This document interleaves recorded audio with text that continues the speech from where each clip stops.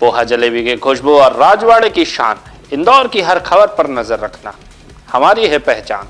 स्वागत है आपका राजीव टाइम्स की स्पेशल इंदौर बुलेटिन में। चलिए डालते हैं नजर आज इंदौर से जुड़ी पहली बड़ी खबर पर। इंदौर में बढ़ती पानी की जरूरत को देखते हुए नर्मदा चतुर्थ चरण परियोजना की शुरुआत होने जा रही है। मुख्यमंत्री मोहन यादव रविवार यानी 29 मार्च को दशहरा मैदान में 1356 करोड़ की इस परियोजना का भूमि पूजन करने जा रहे हैं। योजना के तहत टनल निर्माण और क्लोरीनेशन सिस्टम विकसित किया जाएगा। साथ ही सिरपुर में 20 MLD क्षमता के STP प्लांट का लोकार्पण भी होगा। परियोजना के पूर्ण होने पर वर्ष 2029 से शहर को पानी मिलने लगेगा। इसके जरिए करीब 900 MLD जलापूर्ति सुनिश्चित की जाएगी। अमृत 2.0 योजना के अंतर्गत 24 घंटे पानी सप्लाई का लक्ष्य रखा गया है। 29 गांवों के 10 वार्ड में पाइपलाइन बिछेगी और 2 लाख से अधिक नए नल कनेक्शन दिए जाएंगे। जल वितरण के लिए 40 नई टंकियां भी बनाई जाएंगी। वहीं यशवंत सागर की क्षमता 30 से बढ़ाकर 45 MLD की जाएगी। इंदौर के उद्योगपति समीर नीर के खिलाफ गंभीर आरोप लगाते हुए विश्व हिंदू परिषद के नेता संतोष शर्मा ने EOW और ED कार्यालय में शिकायत दर्ज कराई है। शिकायत में बताया गया है कि समीर नीर पहले क्रिश्चियन कम्युनिटी से थे, लेकिन आर्थिक लाभ और योजनाओं का फायदा उठाने के लिए उन्होंने हिंदू धर्म अपनाया और इसके बाद वो एक हिंदू युवती से विवाह करते हैं। उन्होंने लाभ के लिए मुस्लिम धर्म भी अपना लिया और सूत्रों पर यकीन करें तो अपनी पत्नी एवं परिवार के अन्य सदस्य पर धर्म परिवर्तन का दबाव भी बनाया। शिकायत में यह भी बताया गया है कि समीर नीर इंदौर में कई कॉलेज और स्कूल संचालित कर रहे हैं और इसमें आर्थिक रूप से विभिन्न गतिविधियों को अंजाम दे रहे हैं। विश्व हिंदू परिषद ने मुख्यमंत्री मोहन यादव से मामले की उच्च स्तरीय जांच और उचित कार्रवाई की मांग की है। समीर मीर नामक व्यक्ति क्रिश्चियन से हिंदू रीति रिवाज में शादी करता है, फिर मुस्लिम बन जाता है और 2 इंस्टीट्यूशंस चलाता है इंदौर के अंदर, एक भुवंस प्रोमिनेंट और क्रिश्चियन एनिमिनिटी इंस्टीट्यूशंस। उसमें सरकार की फंडिंग लेता है माइनॉरिटी कमीशन से और कई अवैध काम करता है। धर्मांतरण कराने का उस पर सीधे सीधे उसकी पत्नी ने आरोप लगाया है, जो कि स्पष्ट है। जो MIG थाने में जिसकी FIR भी दर्ज है। मेरी मांग है EOW से और प्रवर्तन निदेशालय से कि इस व्यक्ति की स्पष्ट जांच की जाए। इसके जो इंटरनेशनल कनेक्शंस हैं, दुबई के कनेक्शंस, इसके जो भोपाल के मौलाना लोगों से जो कनेक्शंस हैं, उनकी जांच की जाए और स्पष्ट किया जाए कि ये व्यक्ति जो है फंड का धर्मांतरण में, लव जिहाद में और कई गलत कामों में, ड्रग्स में, इसके भाई भी, इसका जो एक भाई भी है वो ड्रग्स का कारोबार करता है, उससे पूरे देश की नींव को हिलाने का काम कर रहा है। और मध्य प्रदेश में यदि ऐसे संस्थान चल रहे हैं तो निश्चित तौर पर अभी हमने देखा है कि दिल्ली के अंदर कुछ डॉक्टर जो थे वो अपने आप को लाल किले के वहाँ आतंकवादी बनकर उन्होंने फोड़ लिया। इस प्रकार की, मुझे लगता है कि इस प्रकार की व्यवस्थाओं में कहीं ना कहीं ये व्यक्ति लिप्त है और इसके इंटरनेशनल कनेक्शंस भी कट्टरपंथ के बहुत ज़्यादा है। जो क्रिश्चियन था वो मुसलमान बन के घूम रहा है, तो इसकी जांच निष्पक्षता से होना चाहिए और इस पर प्रकरण दर्ज करना चाहिए इन जांच एजेंसियों को, ताकि वास्तविकता सामने आए। इंदौर में क्राइम ब्रांच ने point of sale POS agent Vipin Magardev को फर्जी सिम कार्ड एक्टिवेशन के आरोप में बैतूल जिले से गिरफ्तार किया है। यह कार्रवाई ऑपरेशन फेस के तहत की गई है। आरोपी ने सिम प्रोवाइडर कंपनियों से मिलने वाले बोनस के लालच में यह काम किया। टारगेट पूरा होने के बाद वो सिम कार्ड डीएक्टिवेट कर देता था। डिपार्टमेंट ऑफ टेलीकम्युनिकेशन के AI टूल से पता चला है कि एक ही चेहरे पर 84 से अधिक सिम कार्ड जारी किए गए थे और एक्टिव भी किए गए थे।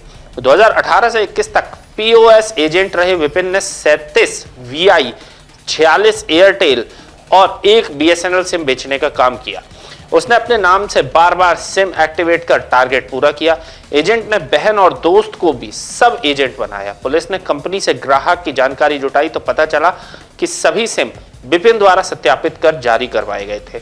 आरोपी को कोर्ट में पेश कर 3 दिन की रिमांड पर लिया गया है। पुलिस पूछताछ में आरोपी ने कबूल किया कि अधिक बोनस कमाने के लिए उसने अज्ञात व्यक्तियों के आधार कार्ड का इस्तेमाल किया और POS एजेंट की जानकारी के बिना उनके नामों का उपयोग किया।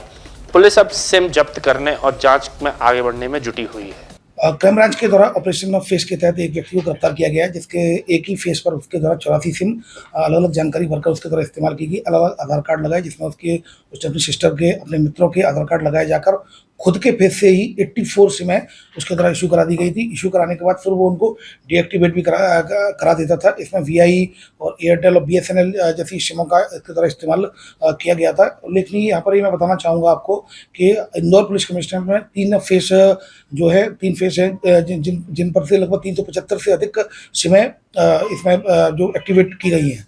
तो इन पर से पहले व्यक्ति को पकड़ा है जिसके नाम से 84 जिसके फेस से 84 सिमें इशू हुई है। इसका नाम विपिन नरवड़े है जो कि बैतूल का रहने वाला है। क्राइम ब्रांच के द्वारा उसको गिरफ्तार किया जाकर 2 दिन का पुलिस रिमांड लिया गया है। अब उससे और पूछताछ की जा रही है। उल्लेखनीय है कि इसमें इस तरह की जो सिमें जो इस्तेमाल होती हैं वो कहीं ना कहीं किसी न किसी फ्रॉड में, साइबर फ्रॉड में, ऐसी घटनाओं में भी इनका इस्तेमाल किया जाता है।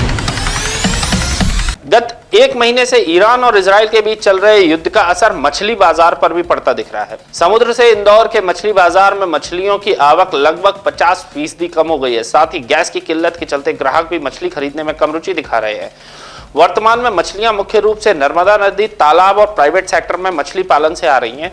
इस कमी के चलते मछली की कीमतें 1200 रुपए प्रति किलो तक पहुंच गई हैं। दूसरी ओर नवरात्र और अन्य त्योहार में भंडारे चलने के कारण बिक्री भी लगभग आधी रह गई। विशेषज्ञों का कहना है कि जब तक 30 त्योहार जारी है स्थिति ऐसी ही बनी रहेगी। युद्ध और त्योहार समाप्त होने के बाद ही समुद्र से मछलियों की आवक फिर से सामान्य होने की संभावना है, जिससे सी फूड प्रेमियों को पर्याप्त मात्रा में मछली मिल सकेगी। नवरात्रि और ये इजराइल और इसके जो युद्ध चल रहे हैं उस कारण ग्राहकों में बहुत कमी आ चुकी है, क्योंकि गैस वगैरह मिल नहीं रही है। इस कारण ग्राहकों की मछली में आवक खाने की कमी है। अच्छा, नवरात्रि के पहले कितनी बिक्री थी और अब कितनी बिक्री, कितना अंतर आया है बिक्री में? नवरात्रि के पहले तो करीबन 80% बिक्री थी और नवरात्रि के बाद तो 30% भी नहीं रह गई है। अच्छा, मतलब 50% की बिक्री की कमी आ गई है। यस।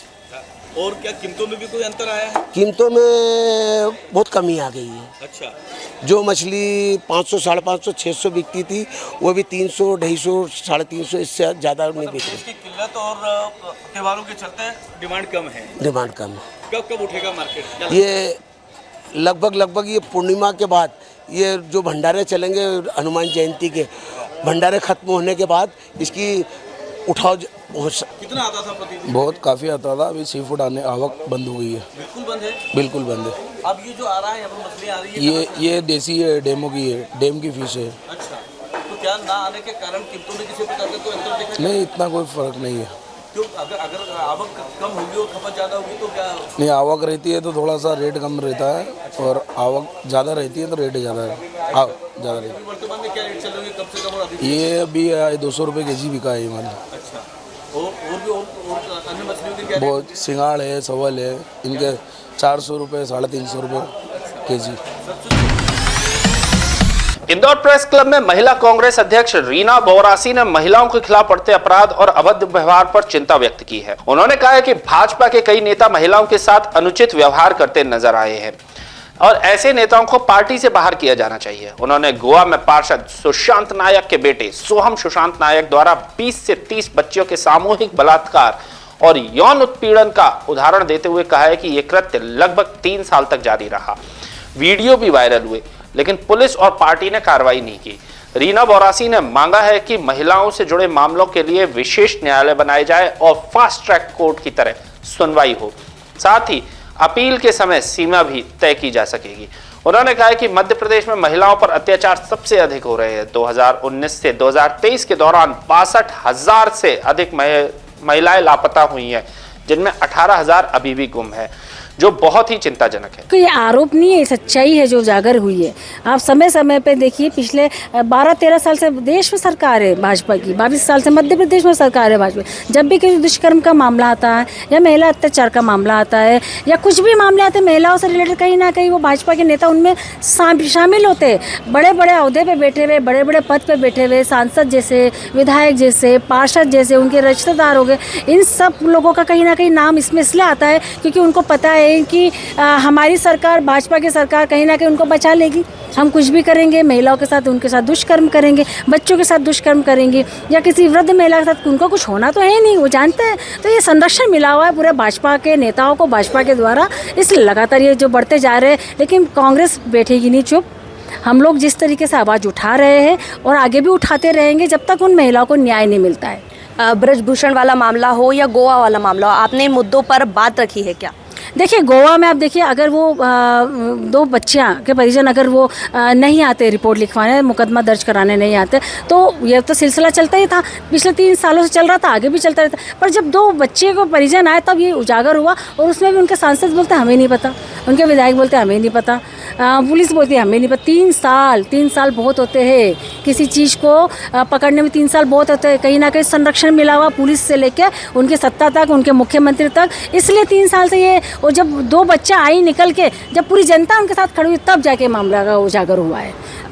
भाजपा तो कदम नहीं उठा रही है, लेकिन अगर कांग्रेस क्या कदम उठाएगी इन पूरे ही मुद्दों को लेकर, जिन मुद्दों पर आप बात करें, क्या रणनीति रहेगी? देखिए अब इनकी भी बात करूंगी। जब हमारे देश की बेटियां, हमारे देश का गौरव जंतर मंतर पे जाके महीनों तक बैठी है, उनके न्याय के लिए बैठी, उसके बावजूद देखो उन पे कोई कार्रवाई नहीं, ब्रजभूषण पे देखिए कोई कार्रवाई नहीं हुई, वो अभी भी भाजपा में बने हुए हैं। कुलदीप सेंगर पे भी जमानत तक की बात कर दी थी, आप बताइए, जमानत करवा दी थी उन्होंने कोर्ट के ऊपर दबाव डाल के। तब हमारी कांग्रेस, महिला कांग्रेस के सभी लोगों ने जाके कोर्ट में इसके लिए चुनौती दी, और हम रोड पे उतरे, तब जाके उसकी जमानत रद्द हुई। हरदीप पुरी की बात करेंगे, अभी तक एब्स्टेंट फाइल में नाम आने के बावजूद भी अभी तक उनसे इस्तीफा नहीं हुआ है। तो निश्चित रूप से भाजपा की जो सरकार है ये बलात्कारियों के संरक्षण के लिए हुई है, महिला अत्याचार में बढ़ावा देने के लिए, महिला की सुरक्षा के लिए नहीं है। एक तरफ लाडली बहना योजना मिलती है और दूसरी तरफ इस तरीके की घटनाएं सामने आती है, महिलाओं के साथ बार बार रेप, बलात्कार, किडनैपिंग, ये सब चीज़ें होती हैं। देखिए आप तो एक तरीके से रिश्वत दे रहे हैं कि 1500 रुपये आप लो, और हम आपके साथ रेप करने के लिए उन्हें छूट दे दी, बलात्कार करने के लिए छूट देती। तो 1500 रुपये में भी आप बताइए, 3000 का वादा था, 1500 में कैसे घर चलेगा? जी, भागीरथपुरा में जो पानी है, अब कल सीएम भी यहाँ पर आ रहे हैं, नर्मदा परियोजना का उद्घाटन करेंगे। इतने 35 लोगों की मौत के बाद आप नर्मदा परियोजना की योजना को उद्घाटन करेंगे, तो ये तो आप ही का, आप देखिए 35 लोगों की मृत्यु पे भी कोई कार्रवाई नहीं हुई है भी किसी पे भी।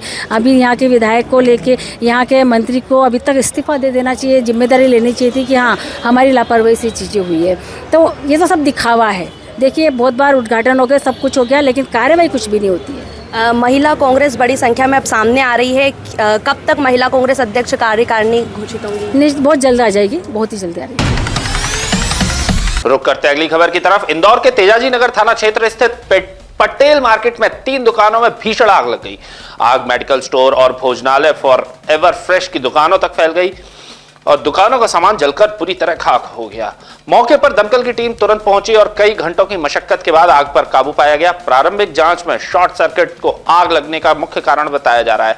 हालांकि आग से किसी के हताहत होने की सूचना नहीं है, पर प्रभावित दुकानदारों को काफी आर्थिक नुकसान हुआ है।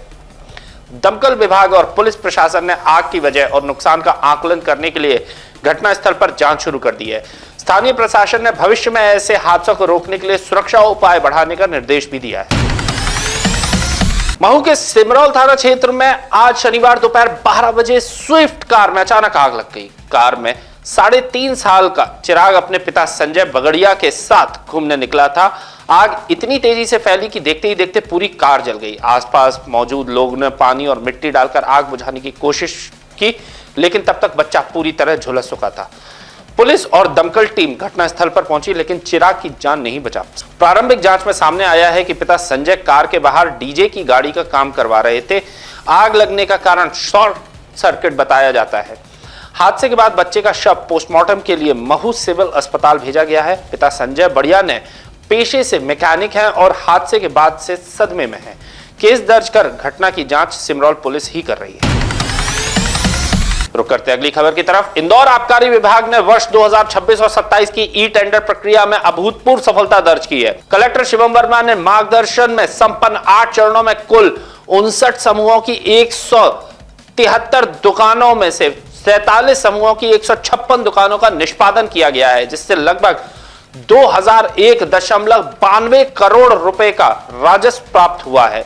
यह निर्धारित आरक्षित मूल्य 1844.11 करोड़ रुपए से लगभग 157.80 करोड़ यानी 8.56% अधिक है। आपको बता दें, पारदर्शी ई ट्रेडिंग, सतत मॉनिटरिंग और संसाधनों के बेहतर प्रबंधन से इंदौर जिले ने राज्य में राजस्व वृद्धि में शीर्ष स्थान हासिल किया है। शेष 17 दुकानों का निष्पादन भी शीघ्र पूरा किया जाएगा।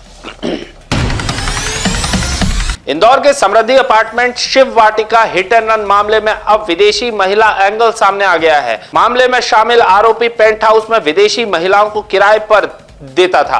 पुलिस को प्रारंभिक जांच में पता चला है कि पेंट हाउस में रुकवाने की यह जानकारी स्थानीय थानों को नहीं दी गई थी। अभियुक्तों को पुलिस ने 2 दिन की रिमांड पर लिया है। रिमांड के दौरान पुलिस आरोपी से विदेशी महिलाओं से जुड़ी जानकारी और उनके ठिकानों के बारे में पूछताछ करेगी। इस एंगल से मामले में नई दिशा मिलने की उम्मीद है। पुलिस विदेशी महिलाओं के बयान और सबूत जुटाकर हिट एंड रन के पीछे की साजिश की छानबीन कर रही है। पुलिस ने जनता से अपील की है कि यदि किसी को विदेशी किराएदारों से जुड़ी जानकारी है तो वो तुरंत साझा भी करें। इंदौर के सिरपुर तालाब में एक बुजुर्ग ने खुदकुशी कर ली। पुलिस को एक सुसाइड नोट भी मिला है जिसमें बीमारी से परेशानी का जिक्र है। चंदन नगर टीआई तिलक करोले ने बताया कि मृतक की पहचान 62 वर्षीय मनोज पिता राजाराम जायसवाल के रूप में हुई, जो छोटा बांगड़दा का रहने वाला है। टीआई करोले ने बताया है कि शुक्रवार देर रात सूचना मिली थी कि सिरपुर तालाब के पास किसी व्यक्ति के कपड़े और अन्य सामान पड़ा है। इस पर टीम मौके पर पहुंची और जांच की तो सिरपुर तालाब में शव मिला, जिसके बाद शव को पोस्टमार्टम के लिए भेजा गया। आज शनिवार को उनका पोस्टमार्टम कराया गया। मनोज के बेटे गणेश जायसवाल ने बताया कि परिवार ने एरोड्रम थाने में शुक्रवार को गुमशुदगी की रिपोर्ट भी दर्ज करवाई थी और हम उनकी तलाश कर रहे थे।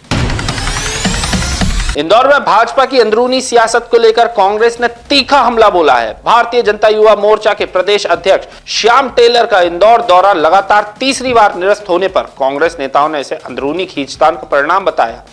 शनिवार को कांग्रेस नेता विवेक खंडेलवाल और गिरीश जोशी ने कहा है कि भाजपा की राजनीति इतनी उलझी हुई है कि इंदौर जैसे महत्वपूर्ण शहर के लिए समय नहीं बच रहा है। उन्होंने सवाल उठाया कि दौरा बार बार क्यों टल रहा है और क्या इंदौर आने में हिचक रहे हैं।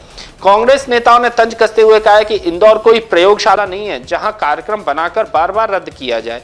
साथ ही श्याम टेलर के व्यंग्यात्मक आमंत्रण भेजकर कहा कि यदि अंदरूनी कलह निवारण की प्रक्रिया जरूरी है तो पहले उसे पूरा कर ले ताकि अगली बार दौरा निरस्त ना हो। 3 बार भारतीय जनता युवा मोर्चा के नवनियुक्त प्रदेश अध्यक्ष श्याम टेलर का दौरा निरस्त हो गया। तीनों बार समाचार पत्र में पढ़ने को मिला कि आंतरिक कलह के कारण भारतीय जनता पार्टी की, इस कारण उनके 3 बार दौरे निरस्त हो गए। इसको लेकर कांग्रेस पार्टी और जिला कांग्रेस सेवा दल ब्लॉक कांग्रेस कमेटी द्वारा उनको एक पत्र लिखा गया है। तो पत्र में उनसे बताया गया कि इंदौर प्रेम और प्यार की नगरी है। राजनीतिक अंतरकलह आपकी पार्टी की आपके आपस का विषय है, मगर इंदौर में आपका स्वागत है। कांग्रेस पार्टी भी आपका स्वागत करती है। आप आइए, इंदौर में दाल बाटी का आनंद लीजिए, आप पोहे जलेबी का आनंद लीजिए। आपका राजनीतिक दौरा जब आपको करना है करना, बस इस तरह के समाचार पत्रों में खबर छपने से, आंतरिक कलह की खबर छपने से इंदौर का मान सम्मान गौरव खराब होता है। तो इसको लेकर आज हमने उनको ये पत्र लिखा है कि आप अपना दौरा तैयार करिए, इंदौर आइए, और अगर आपकी पार्टी अगर आपको सम्मान नहीं देती तो कांग्रेस पार्टी आपको दाल बाटी भी खिलाएगी बढ़िया, और सुबह पोहे जलेबी भी 56 पे खिलाएगी। मैं विवेक खंडेलवाल, कार्यवाहक अध्यक्ष जिला कांग्रेस सेवा दल इंदौर। क्या लगता है आपको कि अंतर कलह के कारण अध्यक्ष आ नहीं पा रहा है, क्या हो रहा है? निश्चित रूप से 3 बार किसी व्यक्ति का अगर दौरा निरस्त होता है, भारतीय जनता पार्टी के तमाम प्रकोष्ठों के अध्यक्ष, विभागों के अध्यक्ष, प्रदेश अध्यक्ष, सबका दौरा हो गया, पर उनका दौरा निरस्त हो गया। क्यों हो रहा है? यही कारण है कि आंतरिक कलह है। सब चाहते हैं कि अपना अपना आदमी प्रदेश अध्यक्ष, शहर का अध्यक्ष बने या प्रदेश कार्यकारिणी में आए, इसीलिए दौरा निरस्त हो रहा है। यही वजह रही होगी। हाँ, निश्चित रूप से यही वजह है। समाचार पत्रों में भी सभी जगह यही छप रहा है, यही प्रकाशित हो रहा है। इसी बात को लेकर हमने उनको पत्र लिखा है। अगली खबर की तरफ रुख करते हैं। इंदौर में पूर्व पार्षद अनवर कादरी की पत्नी जुलेखा कादरी ने उनके पार्टनर मोहम्मद शकील खान पर गंभीर आरोप लगाए हैं।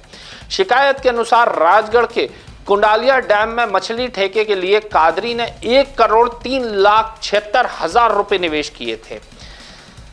तय समझौते के तहत उन्होंने 50% हिस्सेदारी मांगी थी, जबकि अन्य पार्टनरों को 25% हिस्सा दिया गया था।